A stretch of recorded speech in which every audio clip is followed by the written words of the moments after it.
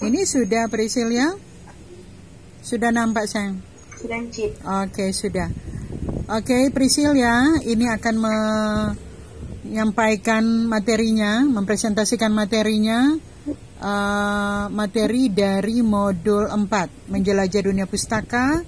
Kali ini Priscilia akan menjelajah, salah satu atau dua buku ini kira-kira Priscilia? Satu saja, Cip. Satu saja ya. Jadi kau review buku tunggal, jadi tidak menggunakan buku pembanding. Tidak mengapa, yang pasti Priscilia membuatnya berdasarkan struktur yang sudah ada, sesuai dengan struktur yang ada pada modul ya, Pris.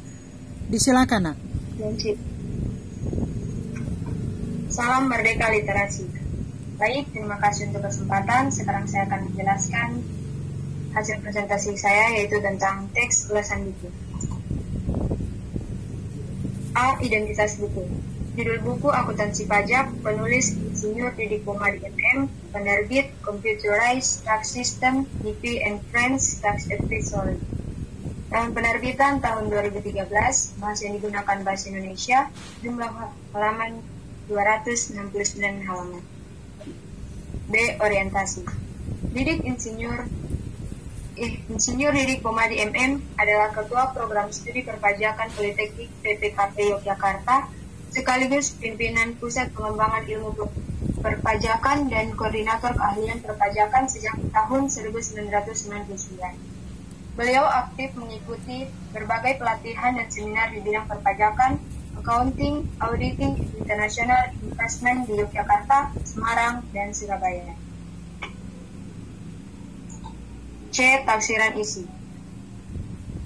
Pada bagian pertama yaitu akuntansi komersial. Perusahaan dalam menyampaikan informasi keuangannya kepada pihak-pihak berkepentingan seperti manajemen, pemilik atau pemegang saham, bank, dan lain-lain, yaitu dengan menggunakan informasi akuntansi. Pada bagian kedua, akuntansi fiskal. Untuk keperluan menghitung pajak penghasilan, Dirjen Pajak menghendaki informasi akuntansi yang disusun secara khusus dan tidak berdasarkan pada SAK, tetapi berdasarkan pada peraturan pajak yang berlaku. Yang ketiga, rekonsiliasi fiskal.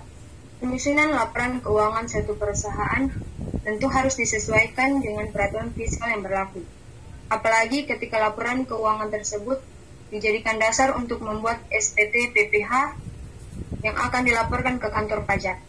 Laporan keuangan umumnya dibuat berdasarkan standar akuntansi keuangan yang belum tentu sama dan sesuai dengan peraturan atau ketentuan perpajakan. Oleh karena itu, dibutuhkan koreksi fiskal atau biasa yang disebut dengan rekonsiliasi fiskal. D. Evaluasi. Buku ini sangat bermanfaat karena cara penyampaiannya yang mudah dipahami. Di samping membahas secara teori, buku ini juga menyajikan secara sistematika ketentuan-ketentuan dan penyusunan laporan keuangan fiskal, beserta contoh-contoh dengan harapan dapat lebih membantu di dalam pemahaman mengenai permasalahan pajak. Buku ini juga mempunyai kekurangan. Kekurangan buku ini yaitu buku ini kurang memuat larian soal, sehingga kemampuan belajar susah untuk diasah dengan menggunakan buku ini. Seharusnya buku ini dilengkapi dengan latihan soal agar dapat mengukur sejauh mana dalam menguasai materi dalam bab tersebut. D. Rangkuman evaluasi.